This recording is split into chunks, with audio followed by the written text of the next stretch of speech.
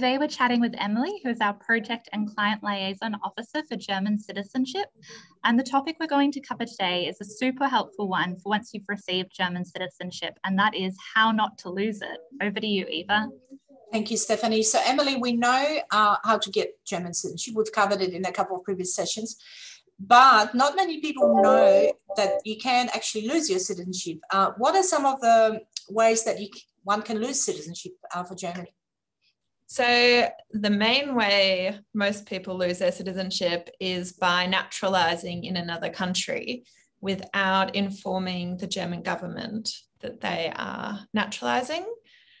You'd have to fill out a form and request the German government to allow you to naturalize in another country, just to make sure that you can naturalize without losing German citizenship. Unless it's an EU country, then there's exceptions made. Okay, so let me take you a step back. So let's say my father was German and I was born German. I went through the process with Polaron of reclaiming German citizenship. Would I be affected by what you're saying? Because I may have been born, say, Australian. Would that affect my citizenship or my German citizenship? No, so only ones that you require after you've naturalized in Germany or gotten your German citizenship.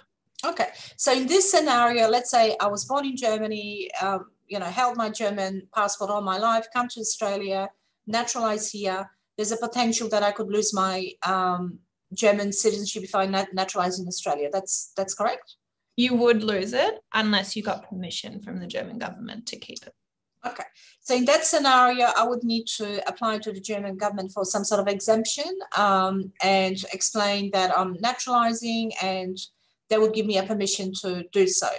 Exactly. And is that easily obtained, or do they, because you hear this general, I don't know if you want to call it stereotype, but that Germany does not like people to hold dual citizenship, generally speaking. They don't like, so you actually have to make a case of why it's important for you to have both citizenships and what detriment it would be to you if you didn't get to hold both citizenships. Mm-hmm, mm-hmm. So in that kind of scenario, it's, if I live in Australia and I work here and, I don't know, my kids are born here and this is the center of my life, they quite likely would say, yep, fair enough.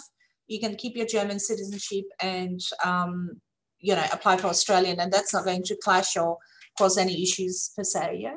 Are there any other ways of losing German citizenship, Emily? You would also lose your German citizenship if you served in a foreign army.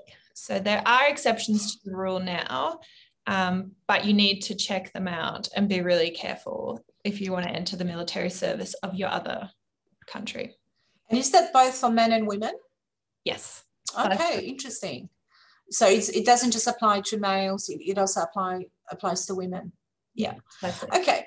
And tell me, Emily, so for people that apply for citizenship through descent, let's say, and in other words, what they need to prove is that they were born German, in essence. Yeah. Do they still need to, so I may have been born German, but I may have also been born Australian. What you've explained is that shouldn't really, I'm not required to renounce my citizenship if that was the case, am I? If you were born Australian, yeah, that would be fine. Okay, so there's no cases. So for naturalization, if there's some quirk in your descent line, you have to do naturalization, and in that case, you would have to give up your German citizenship. Okay. Your Australian citizenship. Sorry. Right. And as covered in our previous sessions, there are several avenues to become a German citizen if you have German heritage, but one of them is through descent, which is what I kind of tried to describe. But the other one is to naturalize. So when you lost essentially your citizenship, or you were not born German, or if you really want German citizenship and you're going back generations or whatever it is, what happens in that instance? Do I need to renounce my citizenship, or what happens? You usually would have to renounce your citizenship, but you can also apply to keep your citizenship. It's more difficult than for those who are naturalizing after having German citizenship, but it's still possible. And again, that goes to the proof of how important it would be, or how disadvantaged I would essentially be if I was to renounce it, right? And you did mention, I wanted to pick up on one point that you made. You did mention that it doesn't apply to European Union countries. Is that right? That's correct. So if I am, I don't know, Polish, and I apply for German citizenship, the German government wouldn't require me to renounce my Polish citizenship necessarily. No, for EU countries, we're allowed. It stays as is. Okay. And what are the practical or practicalities of doing so? So when we talk about German government, who is that authority? Do you know, or could you tell us where do you apply for exemption, and how long does it take? A bit more detail. It's called the Bundesverwaltungsamt. They've actually slowed down with these applications, I think just during COVID and with Brexit.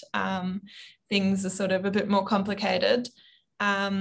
You'd probably wait around a year. And with naturalization, you have to be really careful that you don't naturalize before you've gotten this certificate. So it's really important that you don't actually do your naturalization until you've got the certificate. Okay. And in terms of what may have happened to me, so some of the people that we work with are go back several generations. And sometimes it may have been like unbeknown to me that my ancestors had lost citizenship through things like marriage. What other things could cause loss of citizenship in former generations? So not currently. Now, if I was to marry now, that wouldn't affect my citizenship, would it? No, it wouldn't. Only up until 53 did women lose their citizenship, and between 49 and 53 you only lost your citizenship as a woman if you married a foreign citizen, if that citizenship meant that you actually obtained that citizenship of the foreigner. So women now can actually pass on German citizenship even if they lost citizenship by marrying a foreigner. So they've made that retrospective. So if you had a great-grandmother who married a foreign citizen, you can now, through the lineage, apply for citizenship because your grandma can have passed it on. And that's also in light of the new changes in the legislation, which we're going to cover in another session because it's really complicated. I mean, the German government's trying to simplify it, but it's still, they're still working through what it actually means, because the legislation is pretty simple, but how it's interpreted isn't at all. Stephanie, do we have any questions? Yes, we do have a question. This one's from Mira. She says, she said, what happens if you do lose German citizenship? Can you regain it? Good question, Emilie. It's a difficult process. So you would regain it under renaturalization under paragraph 13 of the Citizenship Act, which is a very, very difficult process. You have to prove that you have a strong connection to Germany. You have to speak German.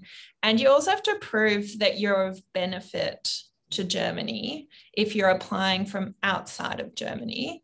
The easiest process, if you wanted your German citizenship back and wanted to live in Germany, would be to live in Germany and go from there, because getting it back from overseas is hard. It's not impossible, but it's definitely hard.